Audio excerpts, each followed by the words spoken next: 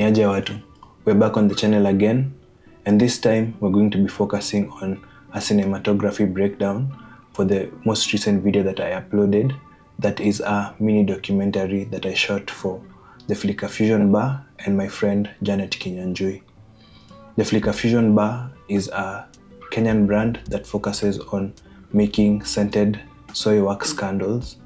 And yeah, so for this breakdown, I'm just going to select 2 to 3 shots that I liked from the mini doc, and then I'm just going to give you a small breakdown in terms of lighting, in terms of camera positioning, and what else I did to achieve the look that I wanted for this documentary. But first, if you haven't watched the mini documentary, I will link it up here or here, whichever, so that you can watch it first and then now get a deeper insight into how I shot it and understand the documentary even more from a technical perspective. So this is the main angle for the talking head of our documentary, and I believe that by choosing this as a starting point, you will get a better picture of why I lit it the way I did and the effect that each light that I chose had. So the first light that I used was our main light to the camera right, with a softbox attached to it. And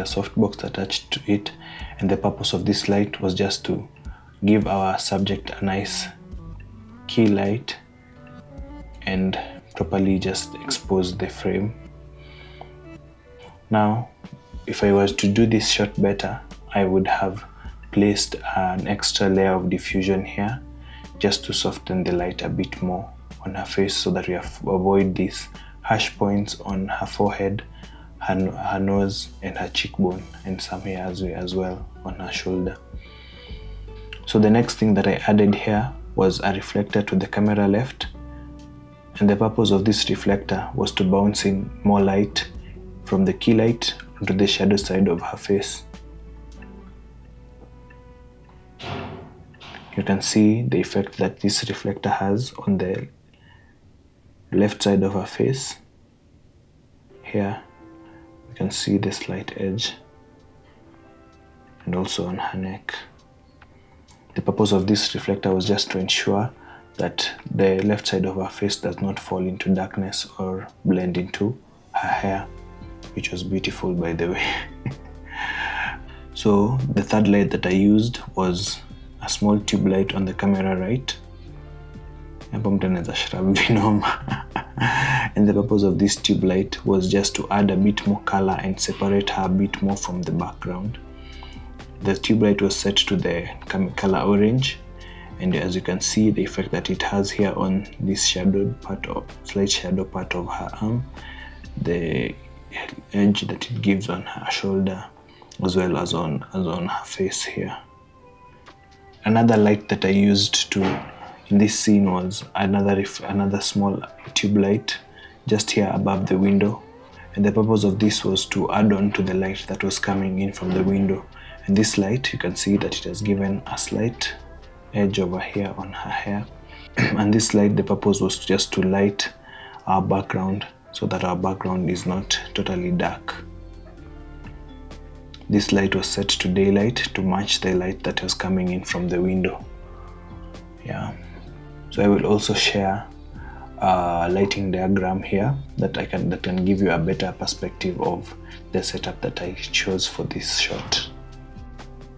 So this is the secondary angle for our talking head setup, and I achieved this by changing a few things around, including the camera position. I did this because I was using one camera to shoot both angles, and now by shifting the camera a bit towards the left, I was able to get this different angle.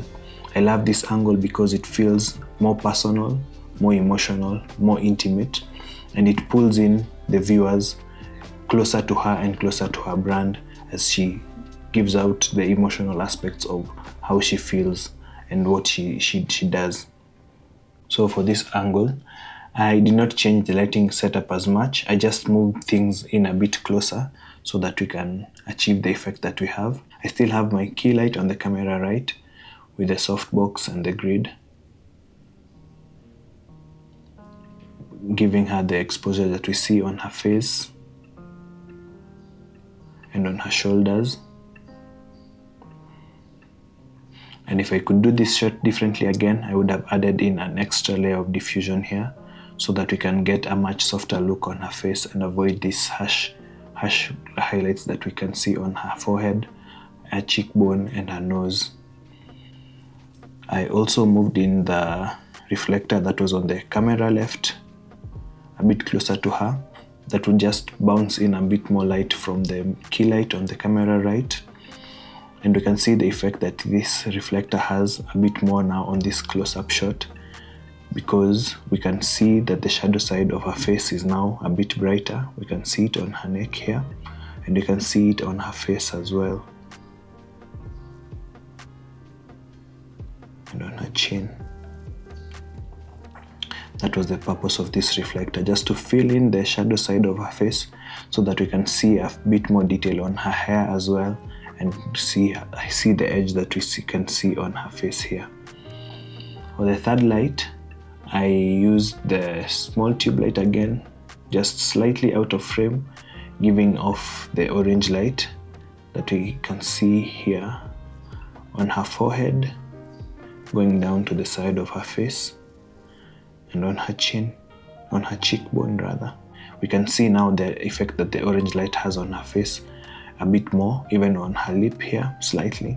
It separates her a bit more from the background and just makes her face stand out even more. Now, for the fourth light, we still have our small tube light above the window frame here. And the purpose is just now to add in a bit more light into the background.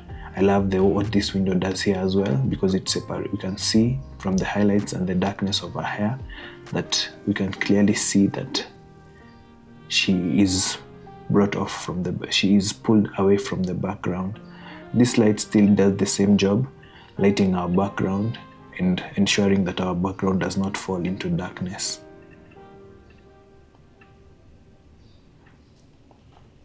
I always love using this close-up angle for the parts of our interview that are not guided by questions, because as our subject, Janet, was speaking freely, we can see the emotion in her eyes.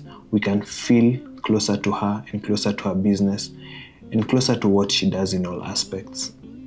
For this angle, I completely changed the lighting setup, because it was one of the product B-roll angles where she was making her candles in the kitchen.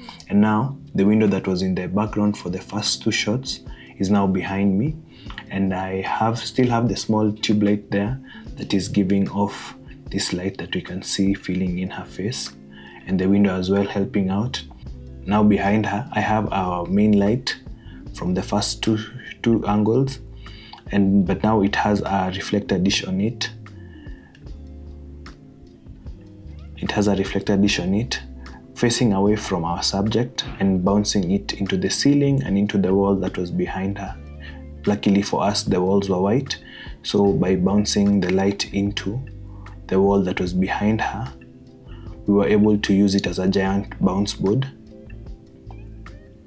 That now bounced in this light that filled her background and gave her edge and separated her from the white walls that are behind her.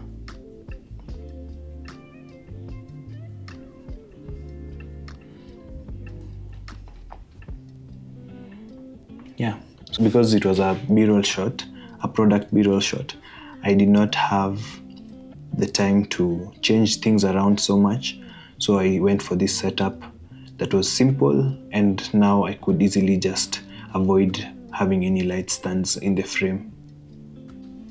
So yeah, that's it from me today, and it was a bit challenging for me, honestly, because this is the first time that I have tried something like this. But I know that the only way to grow is by challenging myself and pushing myself beyond my limits. And yeah, I know that I have a lot more coming your way, so please don't forget to like, share and subscribe, because what I have coming will obviously be better than this. Yeah, and also please don't forget to support my friend Janet and her brand, the Flicker Fusion Bar. They make some really dope stuff, and the only way you can help her grow is also just to support her. I will leave her links down below, and if you like the music that I used in her video and in this video, I got them from Epidemic Sound. I will leave the link to that also in the description. And yeah, a lot more is coming. A lot more is coming. Stay tuned. Peace, love, and light.